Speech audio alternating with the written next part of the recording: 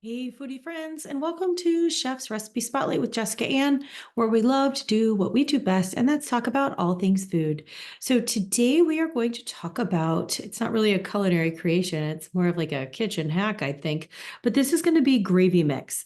So, the kind of gravy mix that you would buy in a little packet, a seasoning packet at the grocery store. Now, these are great time saving hacks, but they're also super easy to create at home, and they can be used for so many things other than just gravy. I mean, yeah, you could use it in gravy and make a quick gravy, but you can also use this for meatballs, meatloaf, hamburgers. You can use it on chicken. It can be a dry rub on steak. It's really flavorful. It's made out of only three different things. It's a thickening agent. In this case, you can use cornstarch or arrowroot, seasoning, which is where we get to have a lot of fun with customization. And then if you're actually making it into a gravy, some sort of liquid, and if you want to add more flavor there, we can also do fats. So brown gravy is a little bit different than au jus. Au jus is generally just seasoned pan juices, and you can thicken that if you want to, or leave it nice and liquidy, soupy. If you're thickening that, you're using something like a roux, which is basically what you're making with the thickening agent and a liquid in those gravy packets as well. Okay, so what do we need to make this at home? Well, run to your pantry. All you need is 3 tablespoons of beef bouillon granules.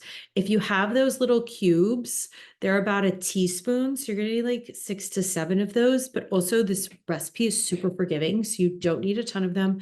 I now buy beef bouillon in the granulated form so that I can just scoop it out and use a little bit or a little bit less. And it mixes in easier than waiting for one of the cubes to dissolve. And I use it for a ton of different things. So I really highly recommend those.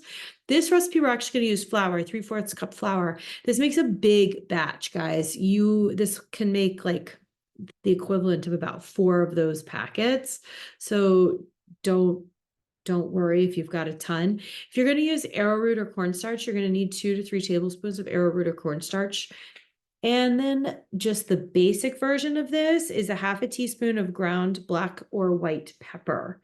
From there, I'm going to tell you to season yourself with salt. Obviously, everybody is different with their salt content, so this one is totally up to you. I do like to use a coarse kosher salt. If you want to make this into a gravy, in a small saucepan, melt 2 tablespoons of unsalted butter, 2 tablespoons of the fatty meat drippings with 1 cup of water, and then only 2 tablespoons of this dry gravy mix. You're going to season it with sea salt. The reason why I don't put salt in the mix to begin with is because if you're using those meat drippings, generally the meat has been seasoned and a lot of the salt has dripped off. It is easy to correct salt with adding more salt, but it is harder to reduce the salt after it's already been added without increasing the sheer amount of volume that you have for your gravy. So you can have so much fun with this one. You can use seasoned salt, like a Lowry seasoned salt, rosemary salt, smoked salt. You can use a dry Italian seasoning. Add in a little bit of dry ranch seasoning, grated minced garlic, grated onion, garlic powder, onion powder, minced giblets, pan drippings, fresh or dried herbs. There are just so many ways to make it your own and really beef up the flavor. Get it? Ha ha ha ha ha. Also, beef it up, my cookbook. Little plug right there. Anyhow, as always, we hope to give you some culinary inspiration and hear a time-saving hack or just saving you when you forgot to buy a gravy packet and need to whip a quick batch up in the kitchen. We love to hear your thoughts, comments, experiences, tips, and tricks. Just leave them in the comment section below and make sure you subscribe wherever you listen to your podcasts. From my kitchen to yours, have a great day.